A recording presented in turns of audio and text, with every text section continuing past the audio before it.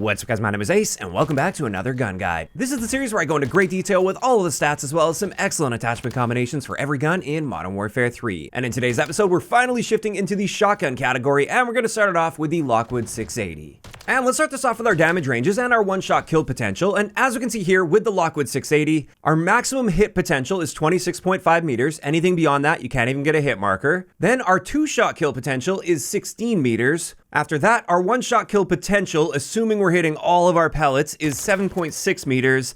And then there's also another damage range that I like to include with shotguns, and this is where we're going to get a generally consistent one-shot kill, which for the Lockwood 680 is 5.9 meters.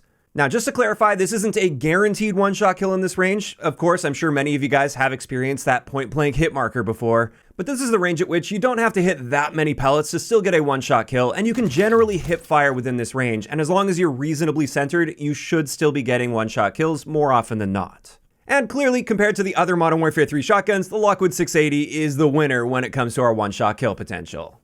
Next, let's have a look at our rate of fire, and just like with the bolt-action sniper rifles, pump-action shotguns do not have accurately displayed stats in the advanced stats. The actual rate of fire is 68 rounds per minute on the Lockwood 680, and we actually have several attachments that can have an impact on our rate of fire. The first set of attachments are our bolt attachments, and it turns out the Titanic Heavy Bolt, even though it states that it slows your rechambering speed, it actually slightly improves our rate of fire up to 75 rounds per minute.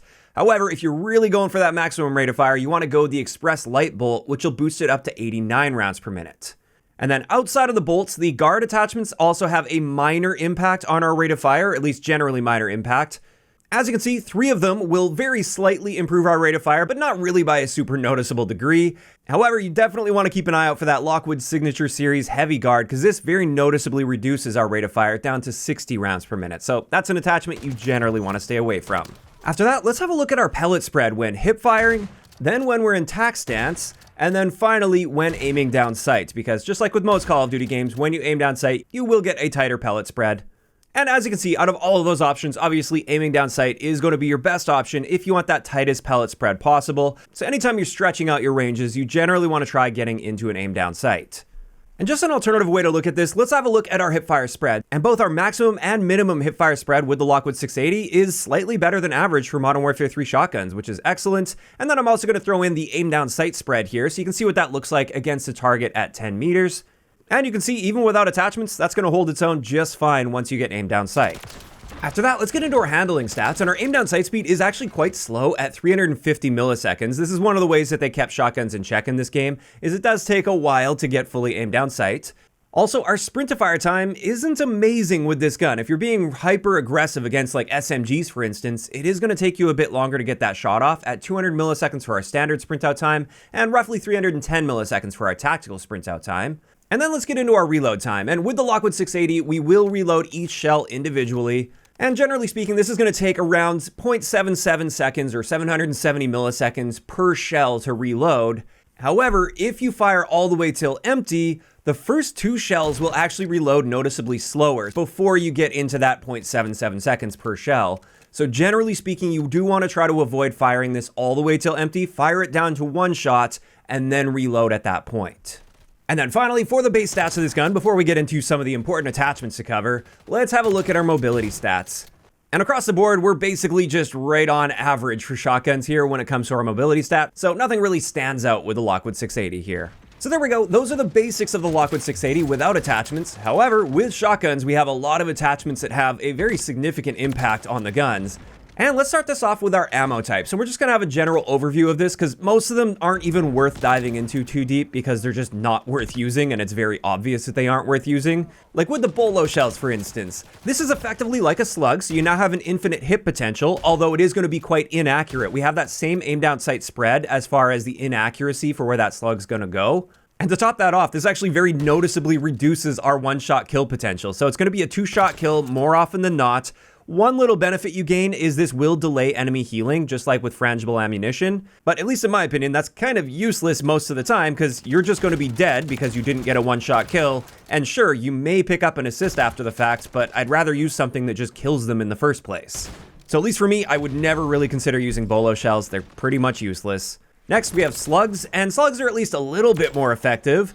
With this, again, we have an infinite hit potential and also an infinite one-shot kill potential to the head. So it's technically possible to snipe people with this at really long ranges with that headshot. However, you've got a whole lot of bullet drop and a very slow bullet velocity. And also you still have a bit of that aim down sight spread. So there will be some inaccuracy at play there. But at least you could use this as like a fun change of pace. And our one-shot kill potential to the upper torso is actually a little bit better than the base Lockwood 680. So at least there's some viability there with the Slug.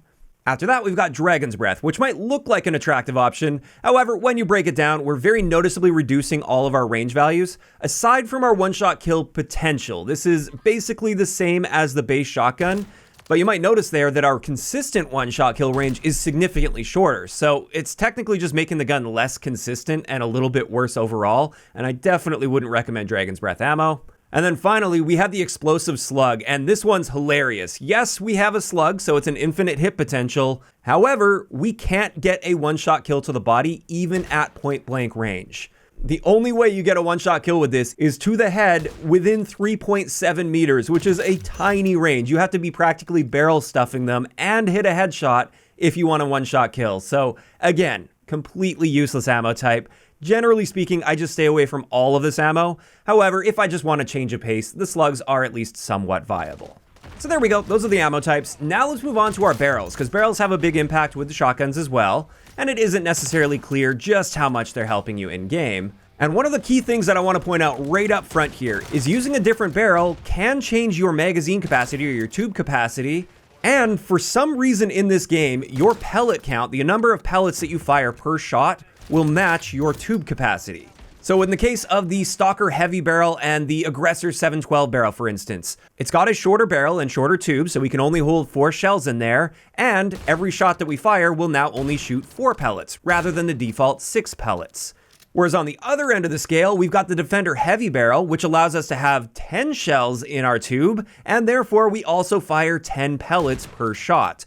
So you might notice some more consistency there with that barrel, especially when hip firing, just because the odds of pellets hitting is going to be higher.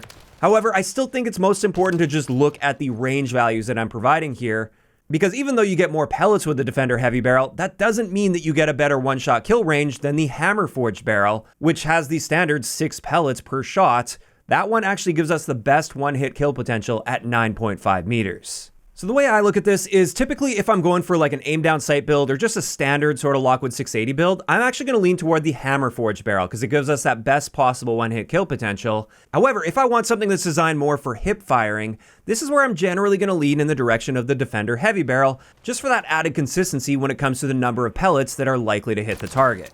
So there we go, that's the barrels. Now I just wanted to quickly cover the chokes that actually have an impact on our aim down sight spread or our pellet spread. Mainly just to show that they're all pretty good here with the Lockwood 680, and honestly, I don't think you need the Bryson choke, which gives us the tightest spread possible.